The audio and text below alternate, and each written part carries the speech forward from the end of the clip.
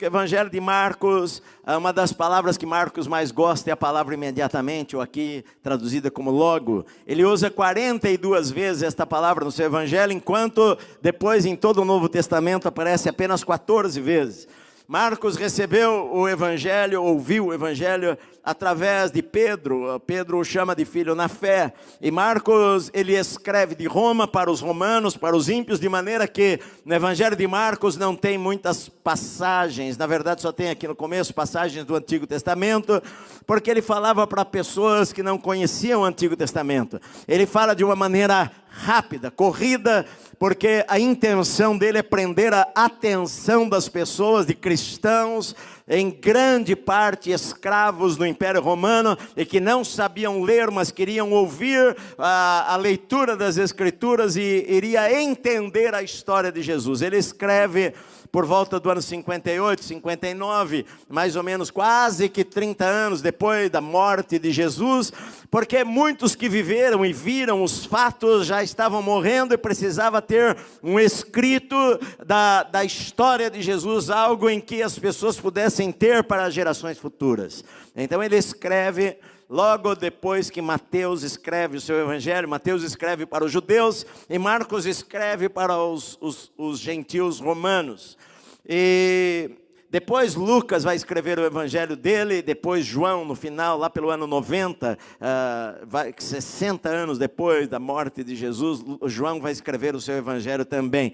A intenção de Marcos é apresentar as boas novas, o Evangelho, anunciar que um rei está chegando. Ele começa o Evangelho falando sobre isto, daí olha, um rei, um novo reino, um novo rei está chegando, e olha, os profetas antigos falaram de alguém que iria vir, uma voz que viria no deserto, iria anunciar a chegada deste novo rei.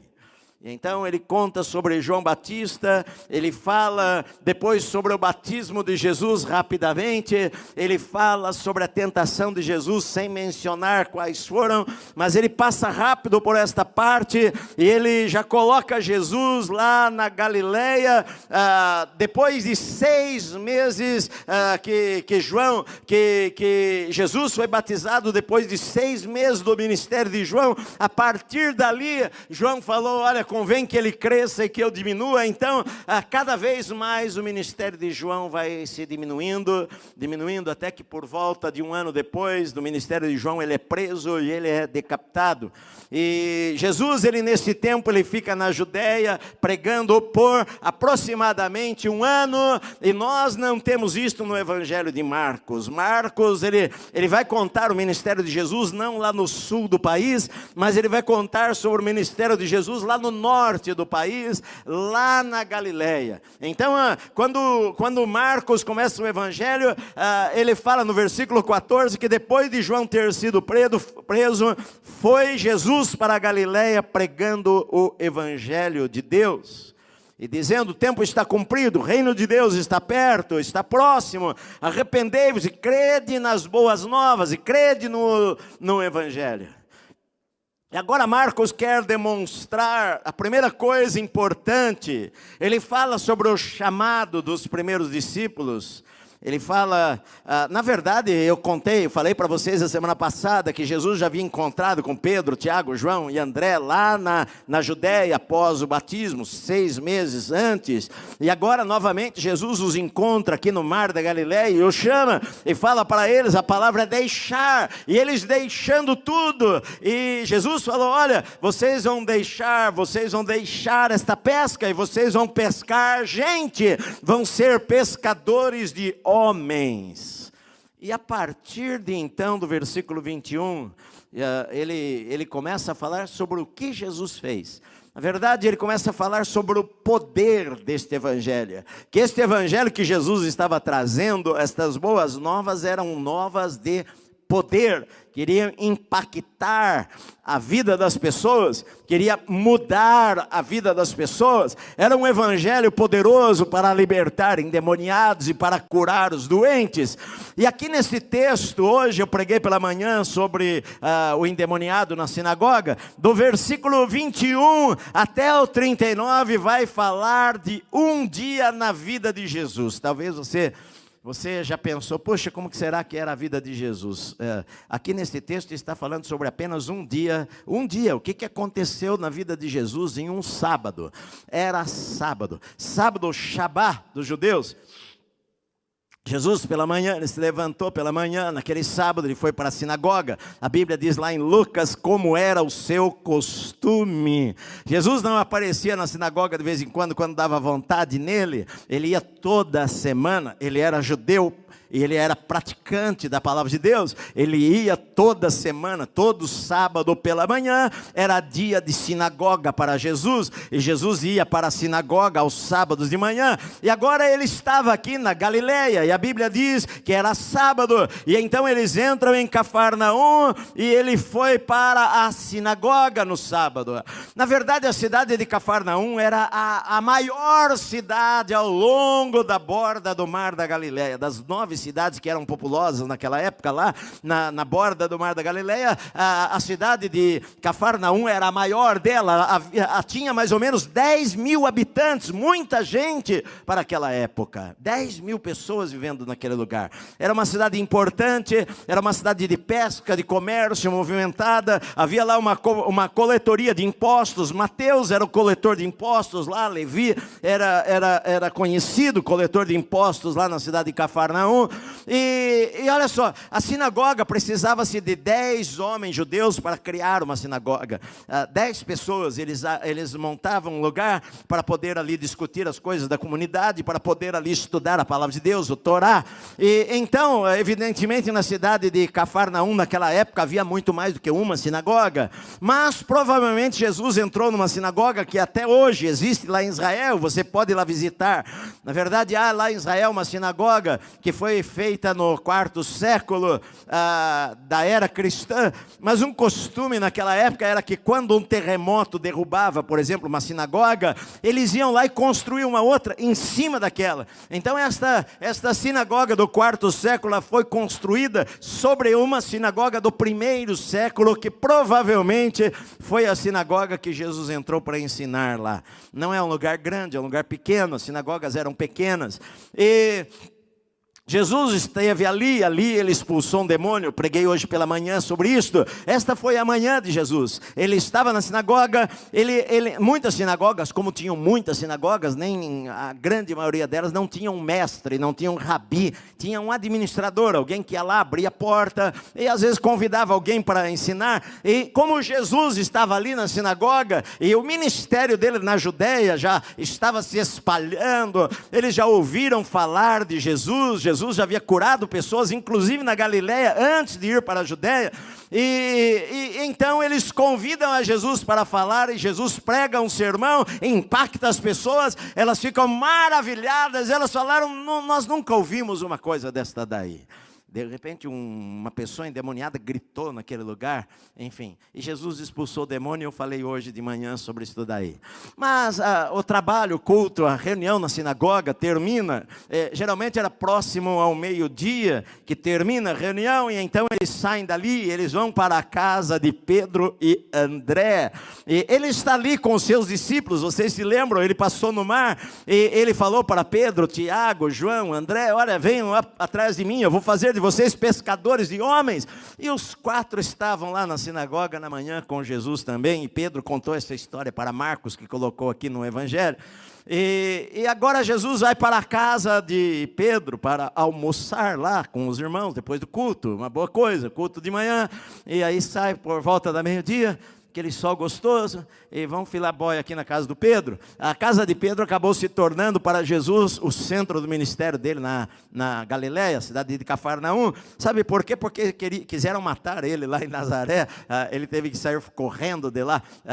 A primeira vez que ele foi na sinagoga, na cidade dele, em Nazaré, o homem lá deu o livro, deu as escrituras para Jesus ler, todos de pé. Jesus abriu em Isaías e leu lá, o Espírito do Senhor está sobre mim e falou: hoje se cumpriu esta palavra. Todo mundo ficou de boca aberta e quiseram expulsá-lo de lá, agarraram ele, levaram no topo de uma montanha lá, que você pode visitar esta montanha hoje lá em Nazaré, e queriam jogá-lo de lá, e ele saiu dali, e a partir dali ele saiu da sua cidade de Nazaré e foi morar em Cafarnaum. Cafarnaum se tornou o centro do ministério de Jesus na Galileia. Ele está agora aqui na cidade de Cafarnaum e ele vai até a casa de Pedro.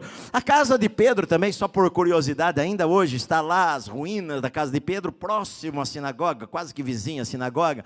Isto mostra alguma coisa também, que Pedro não é como algumas pessoas pensam, que ele era pobrezinho, miserável, tadinho, um pescadorzinho. Não, na verdade eles tinham uma indústria. A Bíblia fala que eles eram sócios. Pedro, Tiago, João e André eram sócios de uma empresa de pesca.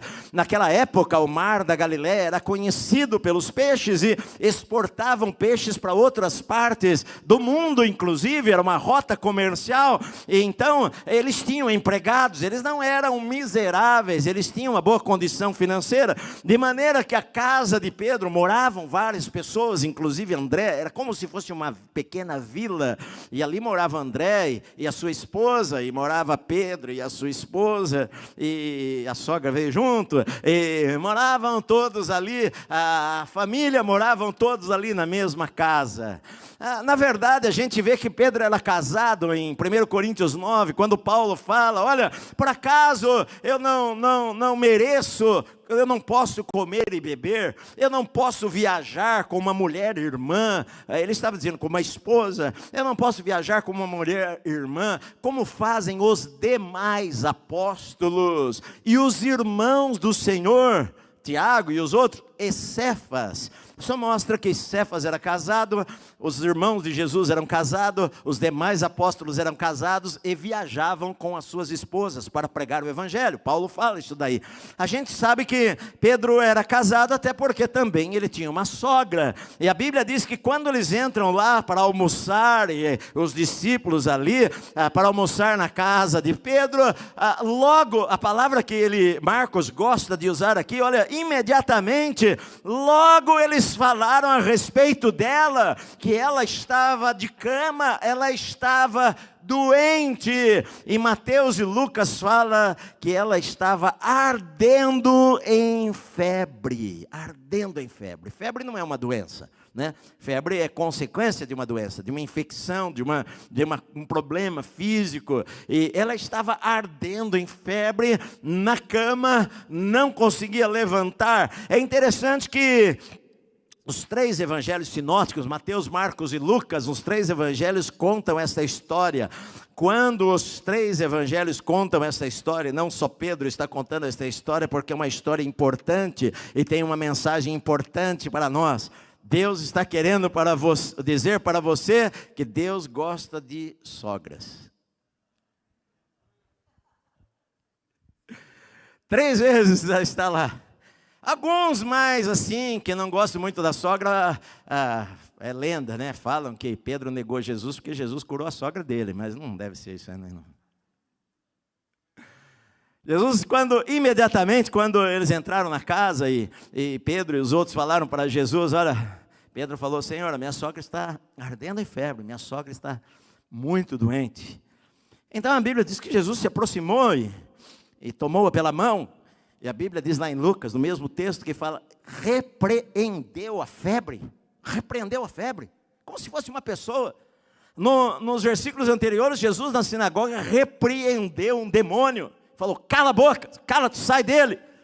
Agora aqui Jesus repreende, ele pega na mão da sogra de Pedro, repreende a febre, e no mesmo instante, diz no outro evangelho, a febre a deixou e ela passou a servi-los ali, naquele lugar, passou a servir a mesa ali para eles, imediatamente.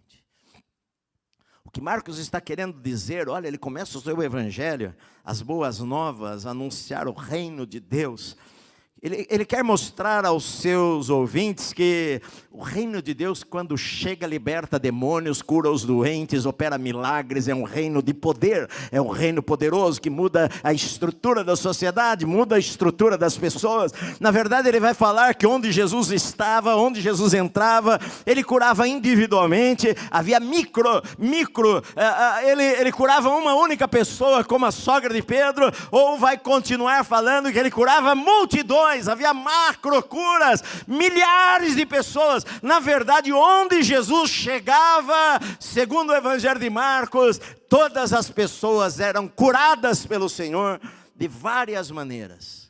Algumas vezes Jesus falava palavras, outras vezes ele tocava nas pessoas, depois ele vai tocar no leproso, às vezes ele vai falar quero, fica limpo, às vezes ele falava seja feito conforme a sua fé, outras vezes ele não falava nada de conforme a sua fé, ele não perguntava se cria ou não cria, simplesmente ele falava uma palavra e a pessoa era curada, a doença saía, e Marcos quer mostrar, olha, esse evangelho que Jesus trouxe é um evangelho poderoso que pode mudar completamente a vida das pessoas.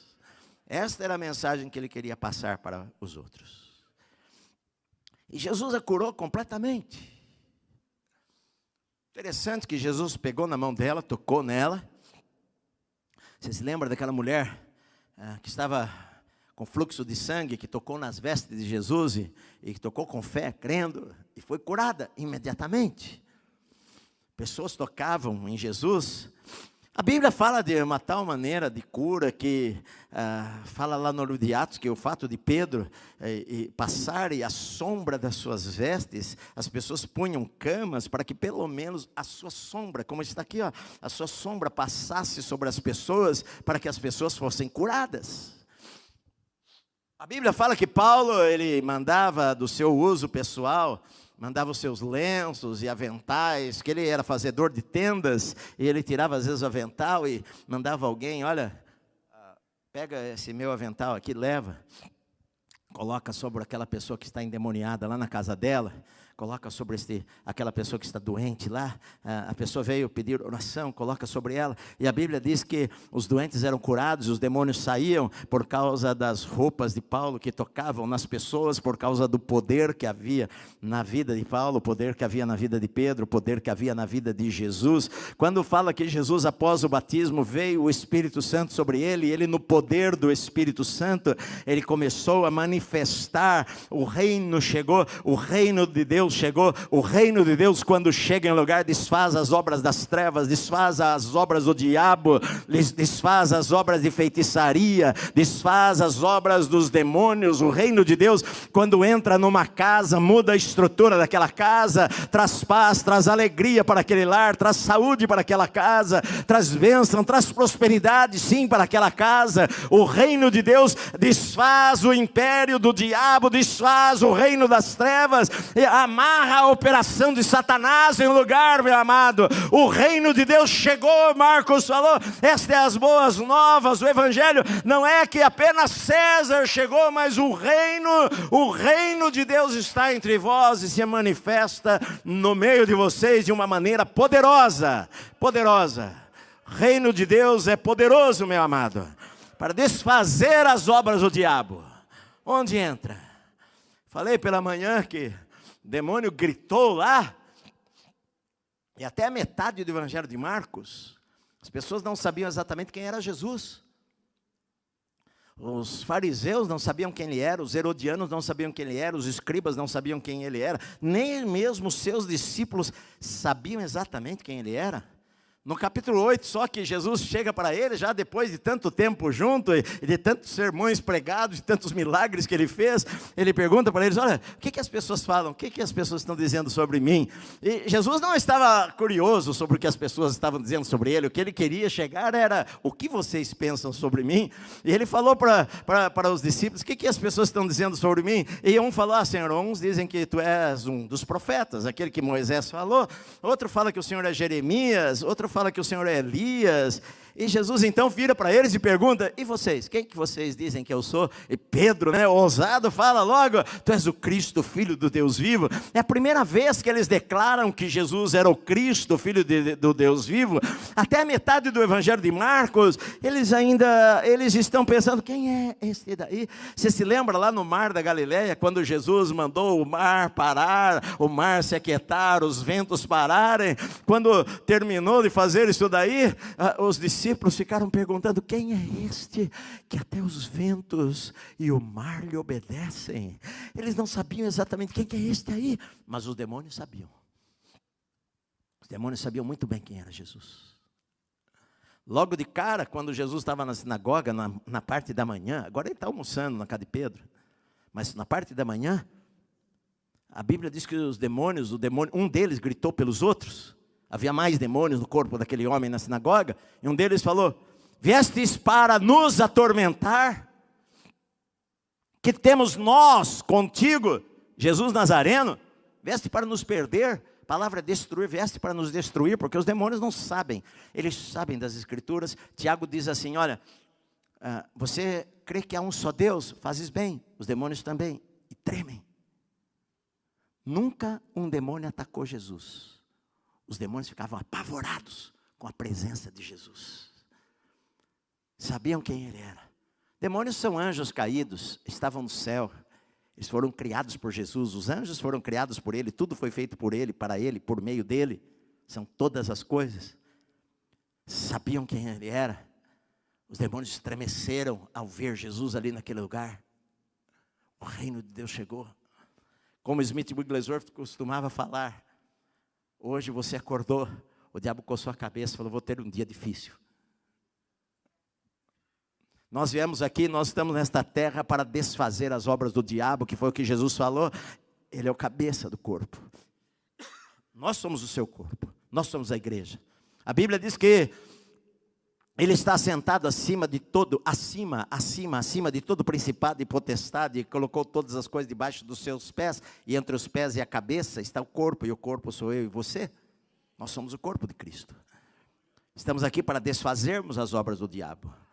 E Jesus está na casa de Pedro, ele almoça, e é interessante porque no mesmo instante, não foi uma cura: olha, vai tomando esse chazinho aqui de erva cidreira 3 vezes ao dia, e a semana que vem você já vai estar boa. Não, imediatamente a febre saiu, e saiu de uma maneira que a mulher, olha, geralmente quando você está com febre, você soa bastante, você se sente fraco, seu corpo dolorido, passou a febre, você ainda tem que se recuperar. A mulher não tem que recuperar nada.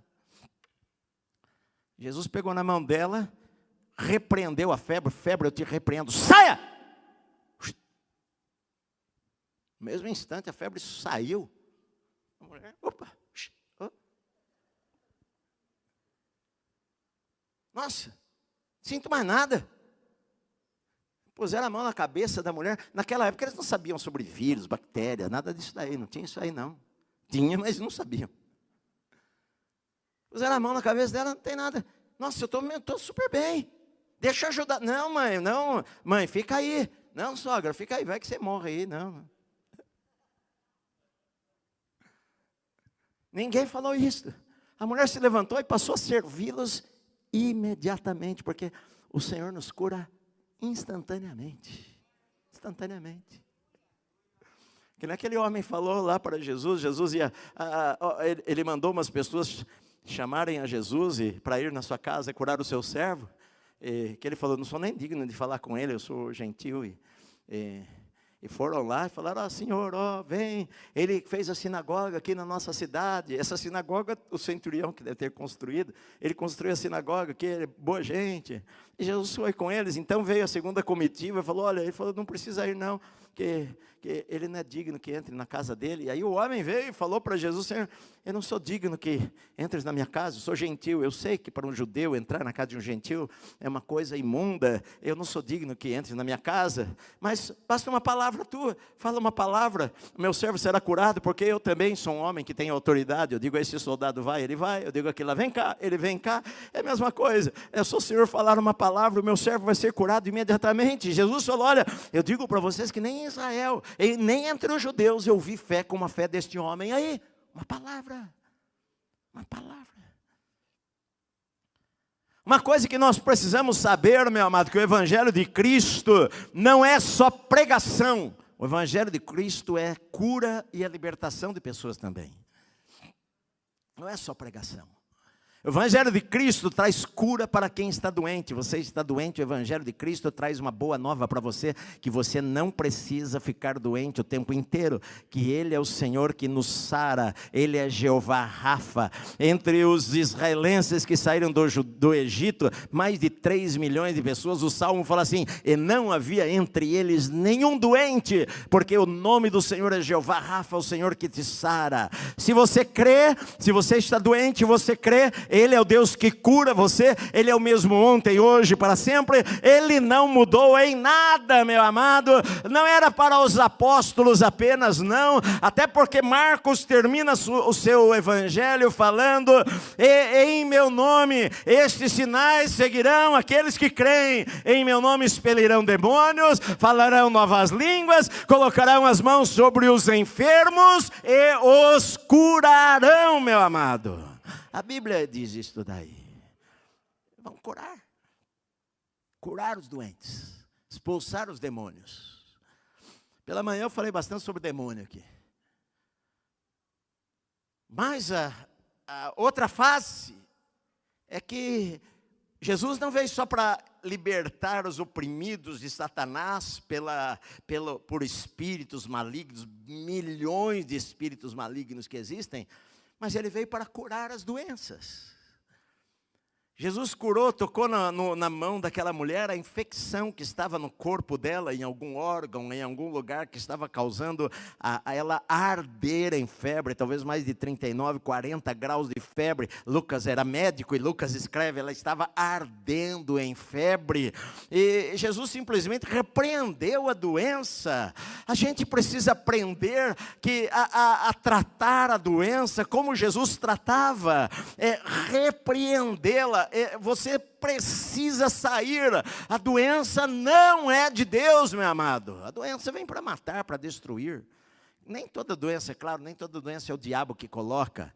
Há doenças que são naturais, são genéticas, pessoas nascem com doenças que herdaram. Enfim, às vezes a pessoa fica doente por não cuidar direito do seu corpo. É claro que se a gente comer lixo, a gente vai contaminar o nosso corpo. A gente come indiscriminadamente. O nosso corpo foi criado para estar em movimento. A gente tem uma vida sedentária, a gente mal anda, não vai na padaria 50 metros de cá, tem que pegar o carro na garagem. A gente fica doente porque por causa de coisas naturais, causas naturais, mas a Bíblia também fala que o diabo causa doença nas pessoas. Então essas doenças, nós precisamos repreender. Às vezes demônios que causam doença, não vai sair por aí orando pelos irmãos, sai demônio da vida dele, não. Na vida de irmãos, demônios não entram, mas às vezes nós precisamos repreender a doença, não falar aquela oração que algumas pessoas vão no hospital, Senhor, se for da tua vontade, cura o José. Sempre é a vontade de Deus curar. Deus quer você bem. Deus quer você com saúde. Deus não é contra você tomar algum remédio, não, mas Deus quer você com saúde. Sim. Agora, a cura, eu sei que, às vezes, a gente tem que ser sinceros. Eu não sei porque tem pessoas que não são curadas. Como eu já tenho falado, às vezes eu falo para vocês, eu não posso simplesmente falar, não, é falta de fé. Falta de fé. Eu não sei. Paulo fala algumas vezes que ele deixou, por exemplo, deixei fulano doente em Mileto. Olha, Timóteo, toma um pouquinho de vinho aí por causa das suas frequentes enfermidades, porque eles acreditavam que o vinho era um remédio. Paulo poderia falar, sai toda doença no estômago, Timóteo, creia, meu querido, meu filho na fé. Ele falou, não, toma um vinho, e Timóteo gostou. Tem irmãos até hoje usando esse remédio aí. Toma uma que passa. Eu não sei. Tem uma coisa na cura que é um pouco, digamos, não é misteriosa. Tem alguma coisa na cura que eu já falei, todos nós temos experiência, não adianta você falar. Eu sei que Deus quer curar todas as pessoas, eu sei que é a vontade de Deus que a gente tenha saúde. E todas as pessoas que foram a Jesus e pediram, foram curadas. Tem gente que não pede. A Bíblia diz: pedir e dar-se-vos-á. Eles falaram, imediatamente falaram para Jesus: Senhor, minha sogra está doente. Jesus a curou. Às vezes tem pessoas que se conformam com a doença, como algo que Deus colocou na vida dela. Tem pessoas que concordam de estarem numa situação de doença. A gente não tem que se conformar, a gente tem que buscar a cura. Claro. Sim, Deus provê remédios, Deus nos dá medicina, claro, nós usamos a medicina. Eu poderia falar assim: está amarrado, tirar o meu óculos, pisar em cima, sai toda falta de visão, vejo o vulto na minha frente. Mas Deus deu óculos para usar e eu enxergo você muito bem. Então está tudo certo. Se não tivesse óculos, alguns acreditam que Paulo até tinha algum problema de visão, porque ele fala: com grandes letras vos escrevo. Alguns acham que o espinho na carne de Paulo fosse algum problema. Algumas indicações na Bíblia que poderia sugerir que ele tinha algum problema assim, que não enxergava tão bem. Não sei, mas eu sei o seguinte: todo mundo que foi a Jesus foi curado, ponto. Todo mundo que foi a Jesus foi curado. Ninguém que foi a Jesus, Jesus falou: ih, rapaz, hoje não vai dar não. Hoje não, você, Deus não quer, não. Ele vai falar aqui da cura do leproso, que o leproso chegou para Jesus e falou: Senhor, se quiseres, podes me curar. Ele falou: claro que eu quero. Fica curado. Ele quer curar. Amém, minha amada? Só que a gente precisa pedir. Quem pede, recebe. Peça: Senhor, me cura. Senhor, me cura. Eu quero servir. Agora, você vê que Jesus curou a mulher, não foi porque ela pudesse assistir a novela. Jesus a curou para servir. Ser curado para servir. Você não é curado para ter mais tempo, para não fazer nada. Ah, não, você é curado para servir a Jesus. Ela foi e serviu a Jesus depois da cura. Deus nos cura para servi-la, claro. Para estarmos dispostos. É duro você estar doente e você não conseguir fazer as coisas que você gostaria de fazer? Claro. Então, o Senhor nos cura para servi-lo melhor. Foi isso que aconteceu. Então, este é sábado. Olha só. Jesus pela manhã levantou cedo. Jesus levantava muito cedo. Jesus levantou cedo, orou. Deve ter orado, aqui não está dizendo, mas suponho que ele orou. Era um costume dele orar. Foi pela manhã na sinagoga. Pregou um sermão que todo mundo ficou maravilhado. Eu nunca ouvi um negócio desse daí. Ele não fala como os nossos mestres, porque os mestres, os rabinos, que apareciam por ali de vez em quando, alguém que fosse ensinar, falava: olha, esse texto, eles liam um texto das Escrituras, falavam: esse texto das Escrituras, segundo o rabino fulano, é assim. Segundo o rabino fulano, é assim. Segundo aquele outro rabino estudioso da Bíblia, é isso que significa. Aí Jesus chega lá na sinagoga e falou assim: vocês ouviram o que todo mundo falou? Ouviram. Agora, eu, porém, vos digo, é isto. Todo mundo ficou assim. Até porque a palavra ardia no coração deles. Até porque os soldados lá falaram para os sacerdotes: nós nunca ouvimos alguém falar desta maneira. Pregou naquela manhã. Aí almoçou na casa de Pedro, deve ter tirado uma siesta lá depois, né, conversado com os discípulos. Era sábado, Shabá. A Bíblia diz que à tarde, versículo 32, ao cair do sol. Por que à tarde, ao cair do sol? Porque era Shabá, era o sábado, ninguém fazia nada. Até o pôr do sol. O pôr do sol, ali começaria o domingo. Até hoje os judeus são assim. Se você for para Israel, eles não dirigem carro no sábado. Os religiosos, né? Os não religiosos não, os que guardam o Shabá. Eles têm o elevador do Shabá, que ele para em todos os andares, porque é um trabalho apertar o botão. Então você não pode apertar o botão do elevador, ele vai parando automaticamente onde você vai descer. E era o sábado. Então eles almoçaram ali, conversaram, e ao cair do dia, quando o sol desapareceu, começou a escurecer, olha só, trouxeram a Jesus todos os enfermos e endemoniados. Foi uma gritaria só de demônio. Imagina só, trouxeram tudo quanto é endemoniado que cataram pela cidade. Gritaria daqui, gritaria de lá, demônio gritando, e gente doente. E toda a cidade se reuniu ali na porta da casa de Pedro, uma multidão de pessoas, milhares de pessoas. E Jesus curou muitos. No Evangelho de Mateus diz que Jesus curou todos. Jesus curou todos. muitos doentes de toda sorte de doenças. Jesus não curou apenas, sabe, às vezes eu vejo testemunhos e eu creio que Deus cura, mas a gente não precisa, eu não preciso dar uma forcinha para Deus, e até mesmo iludir pessoas. Jesus curou toda sorte de doença. Tinha o cego lá que saiu enxergando, o paralítico largou a cadeira de rodas e saiu andando, o mudo saiu falando, o surdo saiu ouvindo. É fácil curar uma dor que ninguém enxerga. Estou com dor de dente. Está curado. Oh, amém. Passou, pastor. Mas não vi. Eu creio nisto. Você entende o que eu quero dizer? Ali foi todo mundo. Foi gente na maca que estava ali na maca há 30 anos e saiu com a maca nas costas. Fala da M. Semple McPherson, que foi a fundadora da Igreja Quadrangular nos Estados Unidos. Faziam filas de ambulâncias, os desenganados pela medicina na época. Tinha um hospital ali perto e as ambulâncias vinham e paravam em filas na frente da igreja e desciam carregando macas para pôr lá para receberem cura. Milagres. E a Bíblia diz que Jesus curou as pessoas de toda sorte de doenças, expeliu muitos demônios, não lhes permitindo que falassem, porque eles sabiam quem ele era. Cala a boca, fica quieto. Ele queria que as pessoas descobrissem quem ele era, e não que demônios. O demônio não precisa falar nada, o demônio tem que ficar calado, com a boca fechada.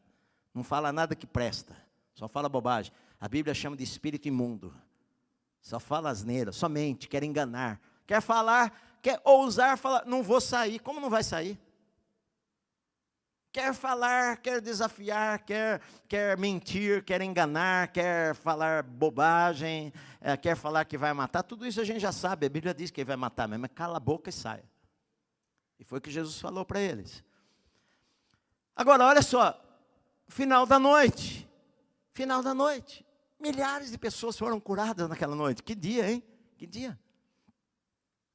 Agora aqui vai mostrar os bastidores. Tudo isso daí as pessoas viram. As pessoas viram curas, as pessoas viram demônios serem expulsos, as pessoas se alegraram lá na casa com a cura da sogra de Pedro.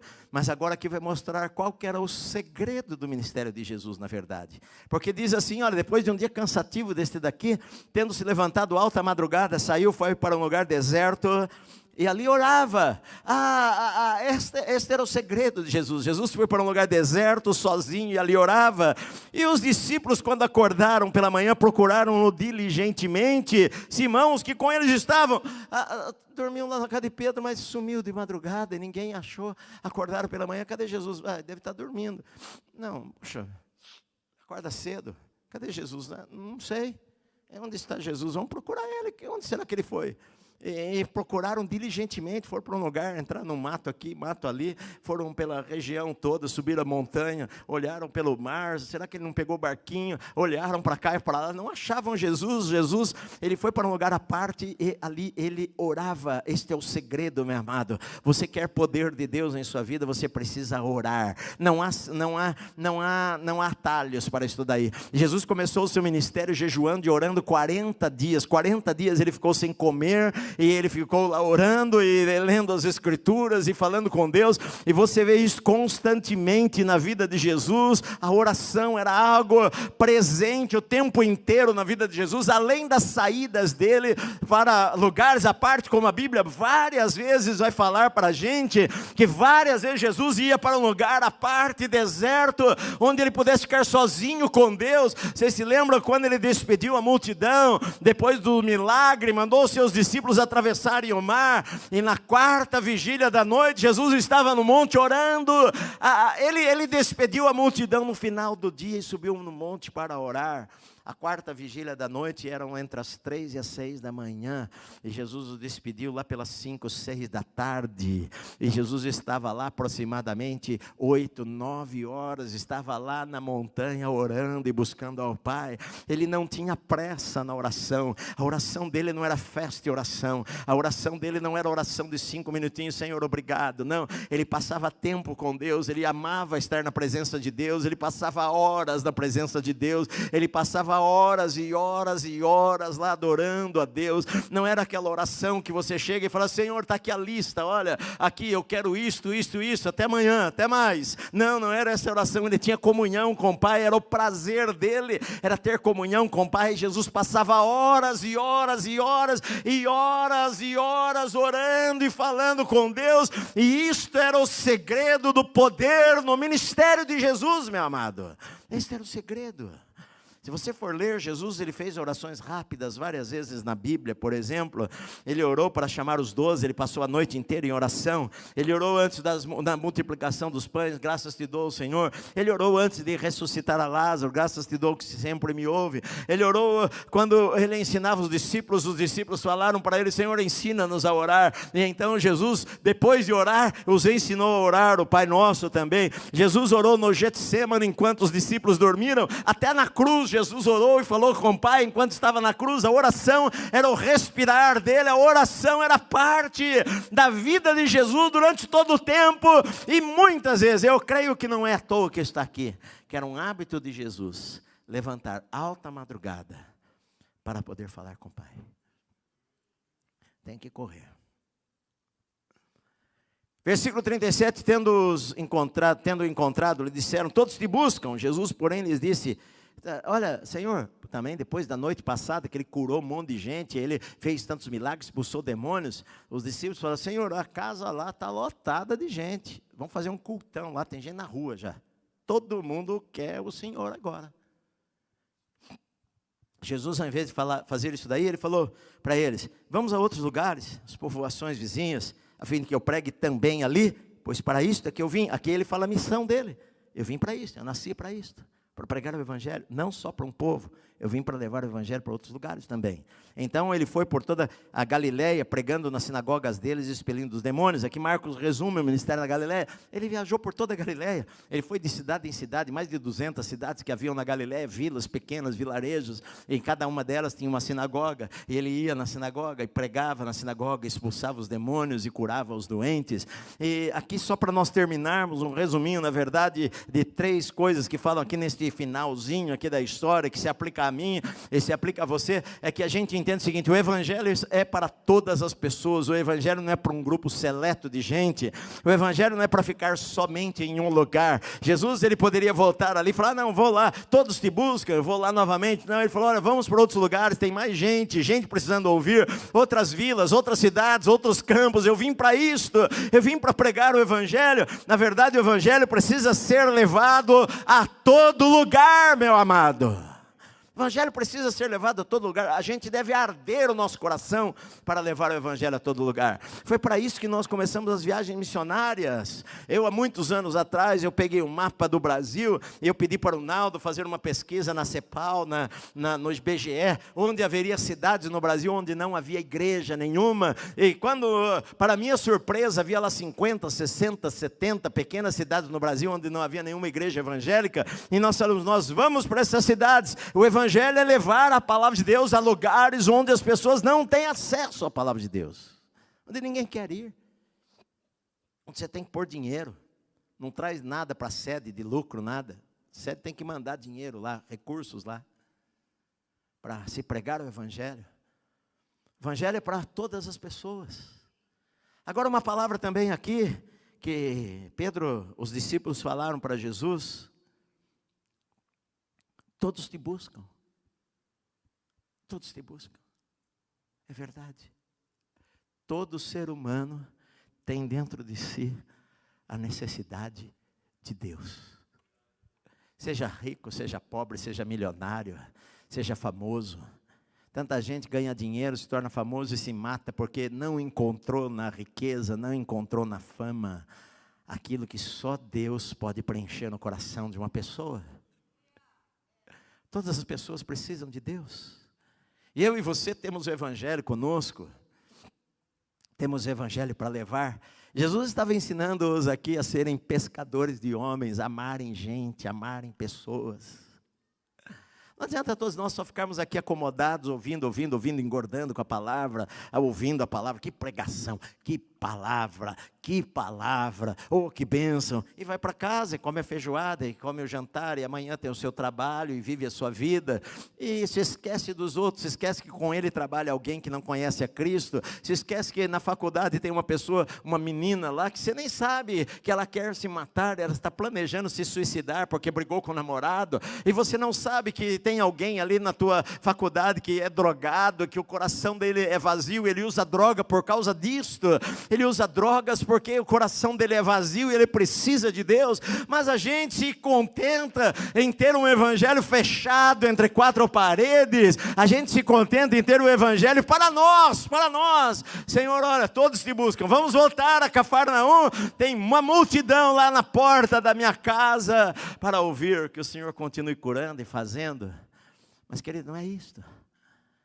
Nós estamos aqui para estabelecer o reino de Deus. Jesus está ensinando-nos a serem pescadores de homens. E eu estou falando para você que o Senhor chamou você para pescar gente. Muito mais do que para ganhar dinheiro. Você pode ganhar dinheiro nesta vida, mas aprenda, seja sábio. Use esse dinheiro também, parte desse dinheiro, para pescar gente. Use os teus dons para pescar gente. Use o teu tempo para pescar gente. Talvez alguém lá no teu trabalho, eu não estou dizendo que você vai chegar lá e pregar, abrir a Bíblia no escritório, subir em cima da mesa, não, mas você ter sabedoria, Senhor, me dê sabedoria, me dê direção, ora, Senhor, me dê estratégias, para que quando alguém está ali, puxa, olha, estou triste, querido, posso fazer uma oração por você? Eu sei que o Senhor pode alegrar o teu coração. Olha, a minha mãe está doente, rapaz. Olha, querido, eu creio em Jesus, eu posso orar pela tua mãe? Procurar oportunidades para falar de Jesus, porque no fundo do coração de todas as pessoas, todos buscam alguma coisa, eles nem sabem o que eles buscam, mas eles buscam Jesus, que você tem. O Evangelho de Cristo é poderoso. Falei para os irmãos aqui, o menor dos cristãos, Jesus falou isto, olha, quem que vocês foram ver no deserto? Um profeta? Vocês foram ver gente, um milionário? Os homens bem vestidos estão no palácio. Vocês foram ver quem? Um profeta de Deus? Eu digo para vocês, muito mais do que profeta. Que nascido de mulher, ninguém foi maior do que João. Ninguém, nem Moisés. Mas daí Jesus complementa. Mas o menor no reino de Deus é maior do que ele. Por quê? Porque no reino de Deus, meu amado, a partir de Jesus Cristo, nós somos as mãos de Deus, a voz de Deus, o corpo de Deus aqui nesta terra. O menor dos cristãos tem autoridade para expulsar demônios. Mas você se converteu hoje, sim, mas o Espírito de Deus, o Criador de todas as coisas, o Deus do universo, o Deus que dá ordem às estrelas, está dentro de mim. E nos deu poder. Eis aí vos dei poder para pisardes, autoridade para pisardes escorpiões, serpentes e escorpiões, e sobre todo